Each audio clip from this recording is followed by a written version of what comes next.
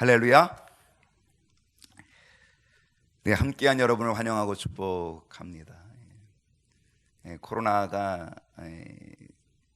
있어서 사회적 거리두기 2단계가 이번에 되어져서 그래서 조금 더 자유롭게 되었습니다. 저희들이 아직도 4번 예배를 진행합니다.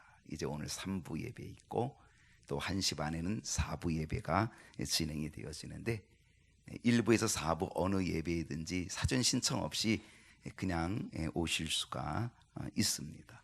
그러니까 여러분이 자유로운 시간에 또 정해진 시간에 여러분이 결단하고 오셔서 예배드리면 좋겠습니다.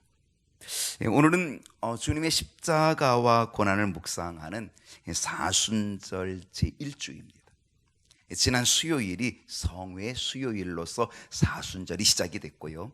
그리고 주일로서는 오늘 첫 주일이 되어져서 사순절 제1주, 그리고 강단색도 보라색으로 바뀝니다. 오늘 이제 바뀐 거죠. 지난 수요일부터 바뀐 거지만 강단색이 보라색이 되었습니다. 이 보라색은 예수 그리스도의 보혈을 상징하기도 하고 또 우리들이 회개와 또 주님의 보혈을 통한 속죄함을 상징하는 이 보라색, 자색이라고 하는 이 보라색이 강단색이 되었습니다.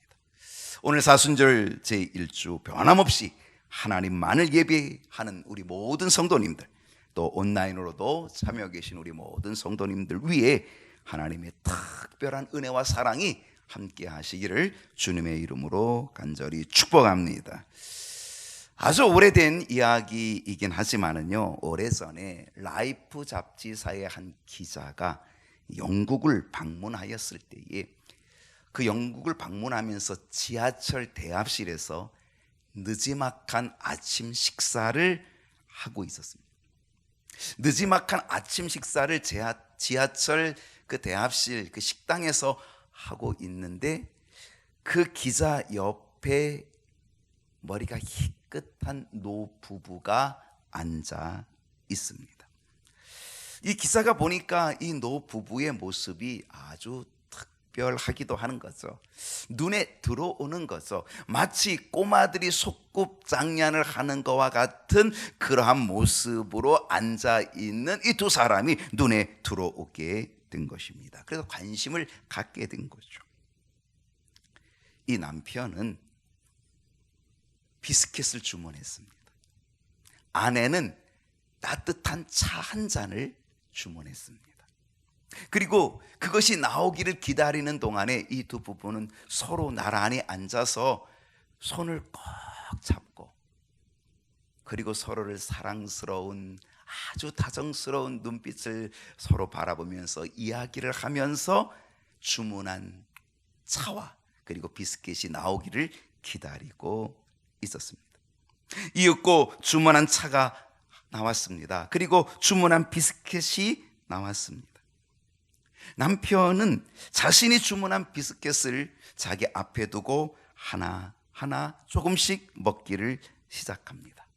아내는 차를 한 잔 시켜놨습니다. 그리고 그 뜨거운 차 한 잔을 아내는 한 모금 두 모금 마시면서 자기 옆에 있는 사랑하는 남편을 바라보는데 그 아내의 눈빛 속에는 한없는 평화가, 한없는 사랑이, 한없는 고요함이 가득한 것을 이 기자가 느낄 수가 있었습니다.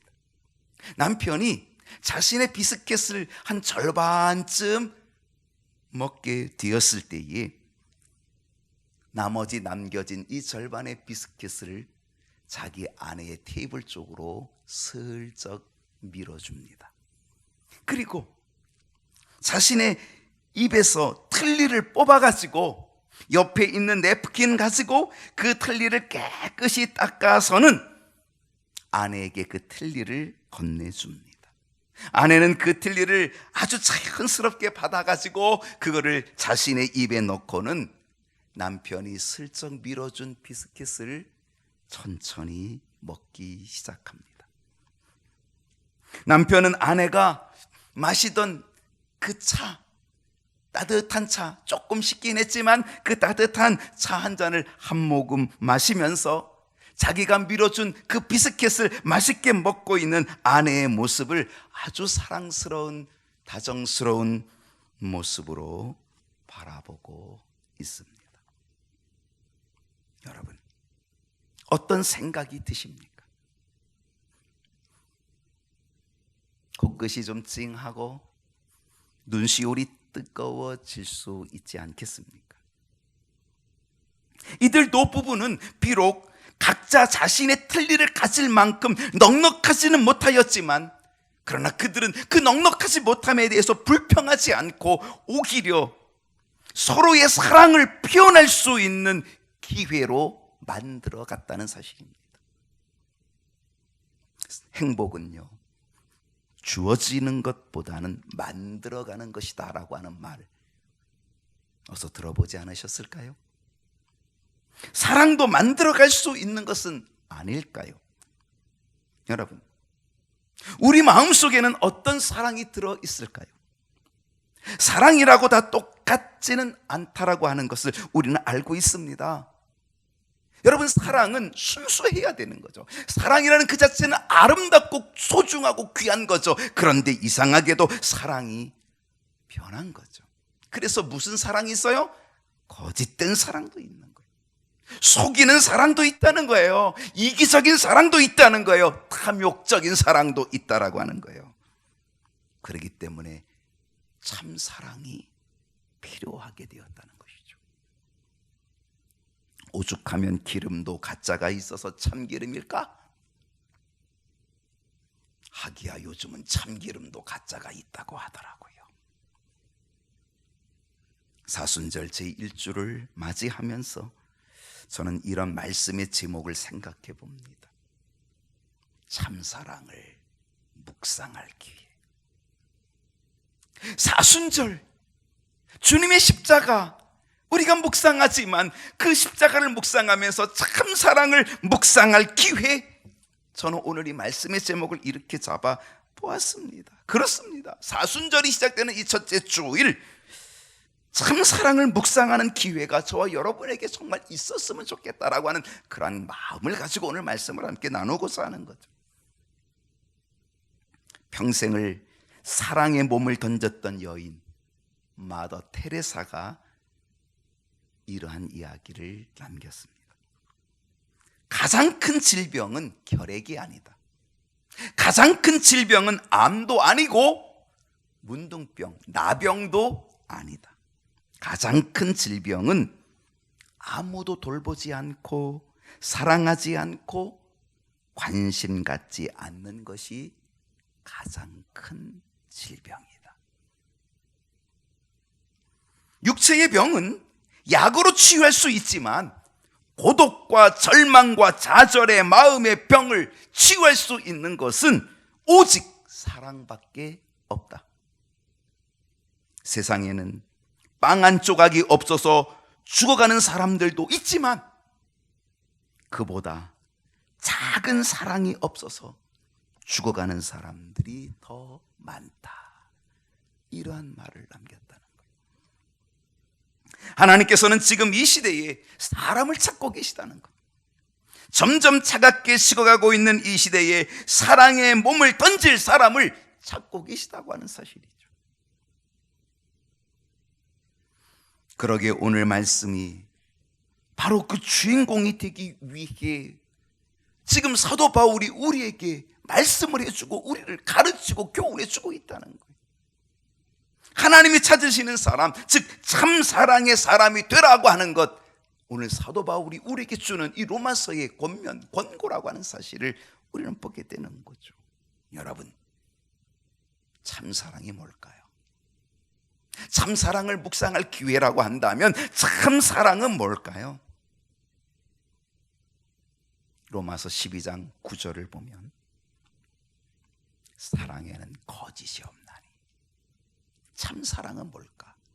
참사랑은 바로 거짓이 없는 사랑. 이게 참사랑이라는 거예요. 거짓이 없는 사랑, 즉 진실된 사랑, 행동으로 보여지면서도 전혀 거짓됨이 없는 진실된 사랑, 이게 참사랑이라고 하는 거죠. 여러분, 예전에는요, 사랑하면서도 사랑한다는 말을 하지 못하고 살았습니다. 연세가 많으신 분들은 아마 대부분 그랬을 거예요. 사랑한다는 소리 들어봤어요? 잘 못 들어보고 사셨어요. 그죠? 연세가 높으신 분. 우리 부모님 세대를 생각하면은요, 거의 대부분은 사랑한다는 표현을 하지 못하고 사신 분들이, 사랑한다고 말하면 큰일 날 줄로 알고 서로 간에 사랑한다고 하는 말 한마디 없이 사셨어요. 그렇다고 사랑하지 않은 것이 아니에요. 다만 말로 표현하는 것에 익숙하지 못하셨을 뿐이지. 말로는 잘 못하셨지만은, 그런데 그분들의 사랑의 헌신, 그분들의 사랑의 희생은 어느 누구와도 비교할 수 없는 무게감이 있는 사랑을 하신 분들이라고 하는 거예요.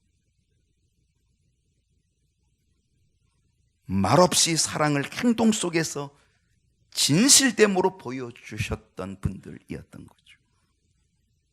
반면에 요즘 젊은이들은요, 사랑한다는 말 너무 잘합니다. 아니, 잘하기보다는 너무 흔해 빠지게 합니다. 사랑 표현도 애정 표현도요, 다른 사람 생각지도 않고, 다른 사람 시선 바라보지도 않고, 남이야 어찌든 그냥 다 아무 데서나 막 사랑의 표현을 합니다. 심지어는요, 만난 지 1시간도 안 됐는데 사랑한대.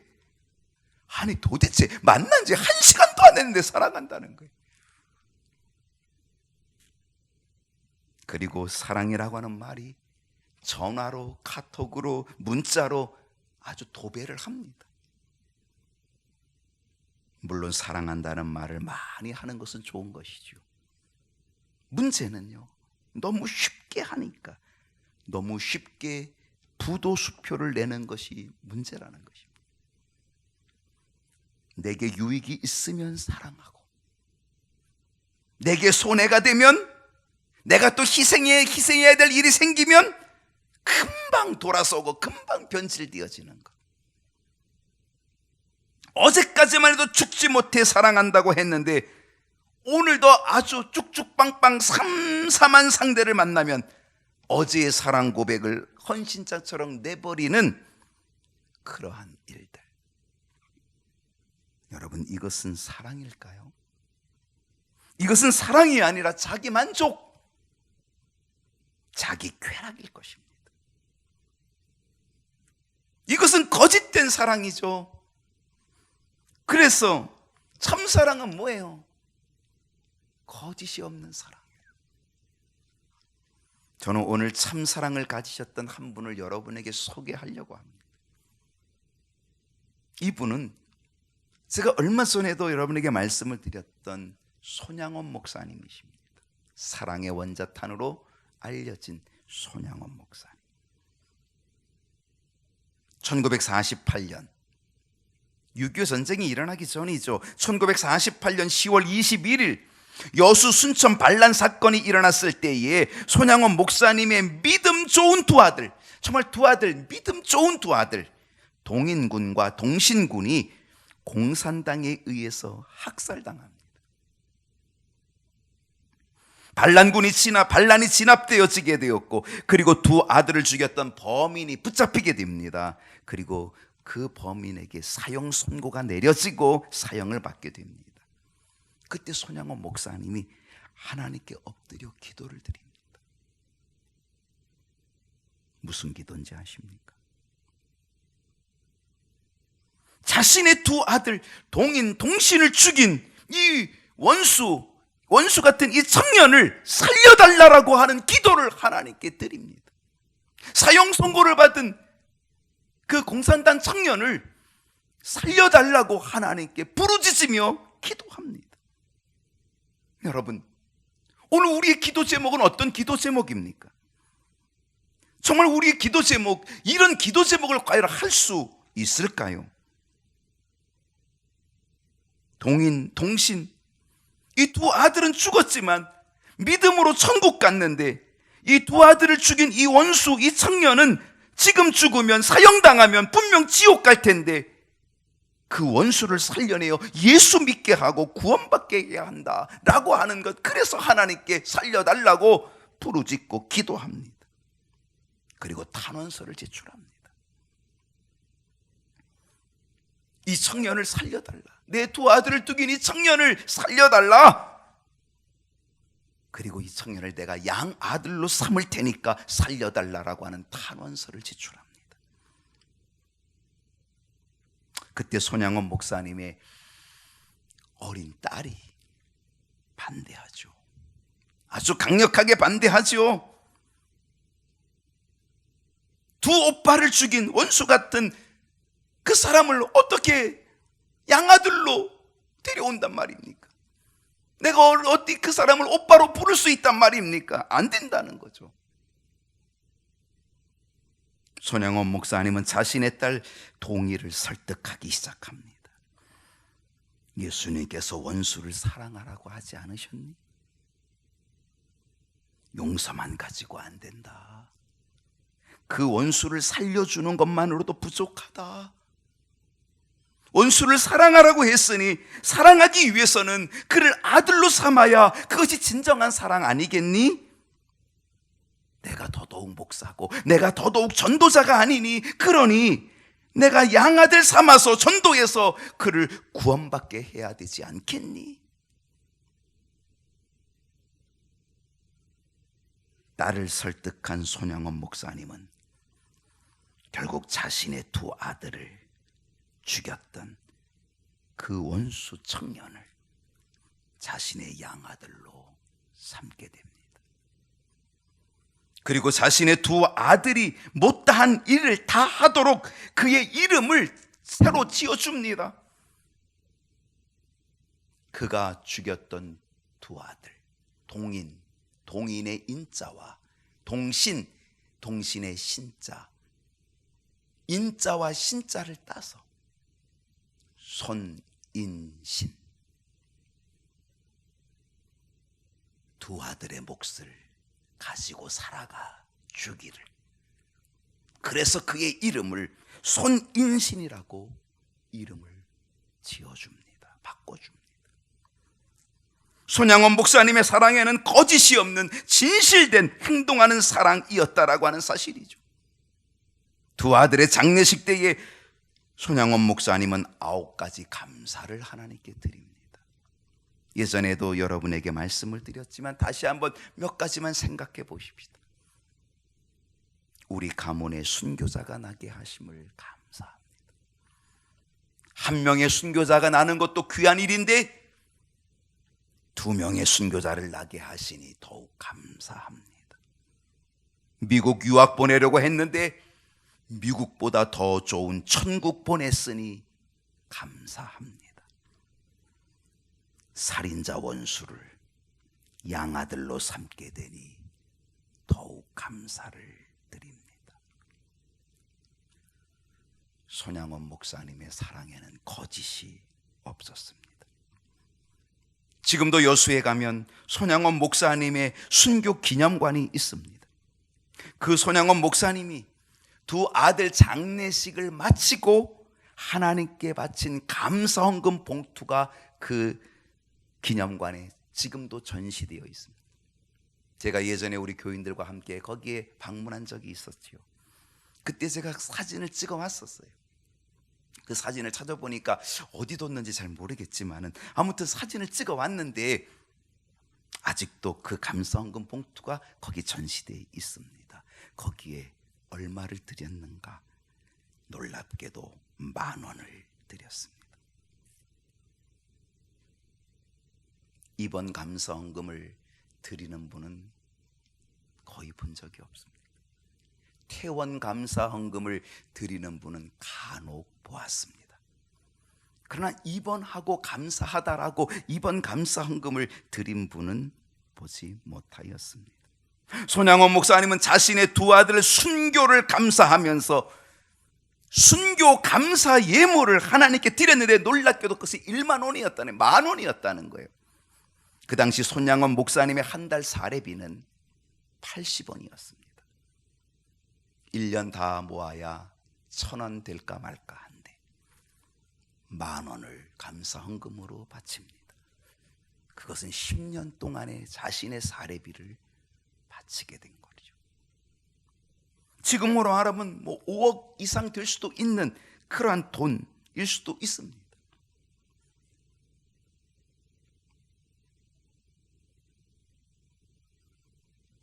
사랑에는 거짓이 없어야 합니다. 입으로만 하는 사랑은 거짓일 수 있습니다. 행동으로 보여지는 사랑, 거짓이 없는 사랑이 돼야 그것이 참 사랑이라고 하는 사실입니다. 주님께서 지금 우리에게 말씀하십니다. 사랑한다고 말하지 말고 행함으로 너의 사랑을 보여달라. 여러분의 사랑의 미천을 한번 내놓아 보십시오. 말로 하는 사랑이 아니라 행동으로 진실로 거짓 없는 사랑을 한번 내놓아 보십시오. 얼마나 되겠습니까? 실상 저 자신도 너무 부끄럽습니다. 주님께서는 십자가에서 당신의 몸을 찢어서 우리를 위하여 아낌없는 사랑을 보여주셨는데, 십자가 위에서 보여주신 행동하는 사랑, 거짓 없는 사랑을 주님께서 우리에게 가르쳐 주셨는데, 그리고 그 사랑을 우리에게 요구하고 계시는데, 우리는 어떤 사랑을 가지고 있습니까? 사순절에, 오늘 그 첫 번째 주일에 참사랑을 묵상하고 실천할 기회, 오늘 주님께서 우리에게 이제 참사랑을 묵상하고 실천할 기회가 아니냐고 오늘 우리에게 말씀하고 있는 것은 아닐까요? 여러분, 참사랑이란 무엇일까요? 참사랑이란 모두에게 한결같은 사랑이 참사랑이라는 것. 그렇습니다. 참사랑은 거짓이 없을 뿐더러 나와 남에게, 그리고 가깝던 멀던 모든 사람들에게 동일하게 한결같은 사랑, 이것이 참사랑이라는 거예요. 오늘 본문을 다시 한번 봅니다. 로마서 12장 10절이죠. 형제를 사랑하여 서로 우애하고 존경하기를 서로 먼저 하며. 여기서 사랑은 서로 먼저 하는 것이라는 거예요. 서로 먼저 하라. 먼저라고 하는 것은 시간적으로 먼저일 수도 있어요. 그렇죠? 시간적으로 먼저, 다른 사람이 나에게 사랑을 베풀기 전에 시간적으로 내가 먼저 남을 사랑을 하는 시간적인 먼저가 여기 들어갈 수 있어요. 그런데 여기는 시간적인 것뿐만 아니라 공간적인 것도 포함하고 있다는 거예요. 그것은 남을 언제나 나보다 앞세우는 거죠. 언제나 남을 나보다 앞자리에 두는 거죠. 앞자리 두는 거죠. 먼저 생각하는 거예요. 앞자리에 두는 거죠. 그건 공간적 사랑이에요. 시간적으로 먼저 사랑을 베푸는 것뿐만 아니라 공간적으로 남을 먼저 앞에 두는 것. 우리가 서로 먼저 하는 사랑을 하기 위해서 필요한 게 뭘까요? 그게 바로 한결같은 마음의 사랑이라. 한결같은 것. 일반적으로요, 팔이 안으로 굽어요. 팔이 안으로 굽어요. 여러분, 이 팔이 안으로 굽는 것, 이거를 이겨내는 게 뭐냐? 바로 한결같은 사랑이라는 거예요. 한결같은 마음의 사랑.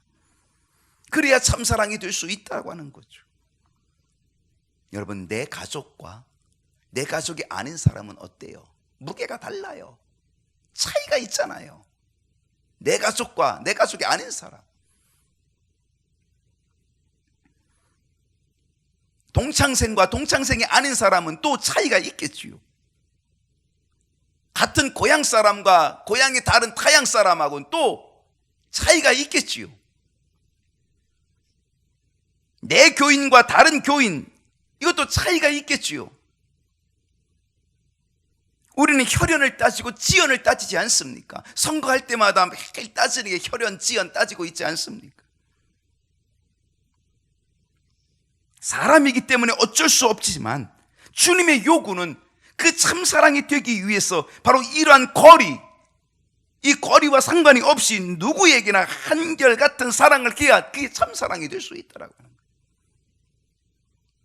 손양원 목사님은요, 그 두 아들을 죽인 그 원수 공산당 청년, 바로 그를 무엇으로 본 거예요? 그도 역시 자기의 아들이라고 본 거예요. 세상의 모든 젊은이는 다 내 아들이다. 그 한결같은 마음, 그 사랑으로 대한 거죠.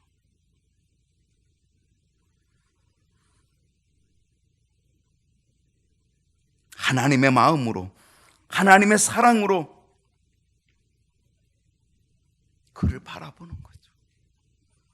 저 청년도 구원받을 영혼, 하나님의 백성들 영혼, 똑같이 하나님의 자녀, 우리 모두 똑같이 하나님의 자녀라고 하는 이 한결같은 이 마음, 이 사랑으로, 참 사랑으로 보게 된 거죠. 구분짓지 않았던 거죠.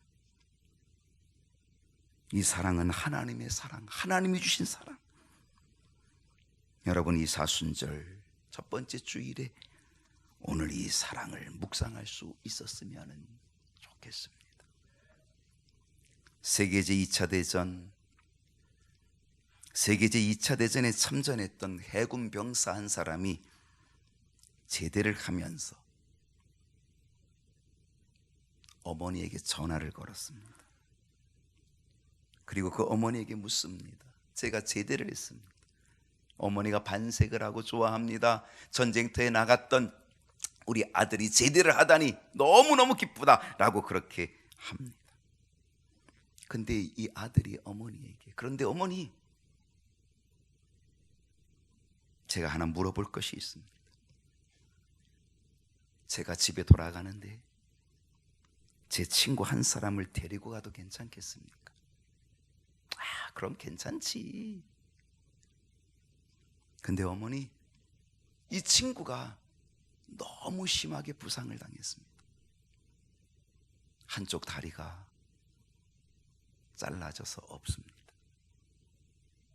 한쪽 팔도 없습니다.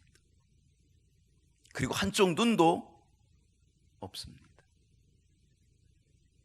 그 친구를 데리고 가도 괜찮겠습니까? 그때 어머니는 주저주저 하면서 간신히 이야기를 합니다. 하루 이틀 정도는 괜찮지 않겠니? 탐탁지 않게 이야기를 합니다. 그로부터 이틀 뒤에 그 어머니 집에 전보 한 통이 도착합니다. 해군 제독이 보낸 전보였는데 당신의 아들이 빌딩에서 뛰어내려 자살했다라고 하는 전보였습니다. 이 어머니는 이 전보를 가지고, 전보를 듣고 자기 아들이 있는 그 시신, 그 곳으로 달려갑니다. 아들의 시신이 있는 곳에 도착했을 때 어머니는 깜짝 놀라게 됩니다. 다리 하나 없는 아들, 팔 하나 없는 아들, 눈이 하나 없는 아들을 거기서 보게 된 것입니다. 이 어머니는 이 아들을 붙잡고 통곡할 수밖에 없었습니다. 아들이 말한 친구는 바로 자기 자신이었습니다. 나를 받아줄 수 있는지를 사실은 물어보았던 거죠. 다리가 잘린 아들, 팔 없는 아들, 눈 하나 없는 아들을 받아줄 수 있는지를 물어보았던 거지요. 물론 어머니가 아들이었다면 며칠이 아니라 하루 이틀이 아니라 영원이라도 받아주었겠지만은, 그러나 친구라고 하니까 하루 이틀 밖에는 안 되지 않겠니? 참사랑은 모두에게 한결같은 사랑임을 가르쳐주고 있는 것은 아닐까요? 우리 주님의 사랑은 차별이 없는 한결같은 사랑임을 여러분 알고 계십니까? 여러분에게 다리가 하나 없어도,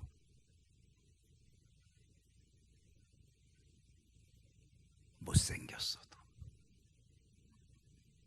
배우지 못했어도, 돈이 없어도 여전히 한결같은 사랑으로 사랑해 주신다는 사실을 알고 계십니까? 사순절 제1주 참사랑을 묵상할 좋은 기회가 될 수 있기를 축복합니다.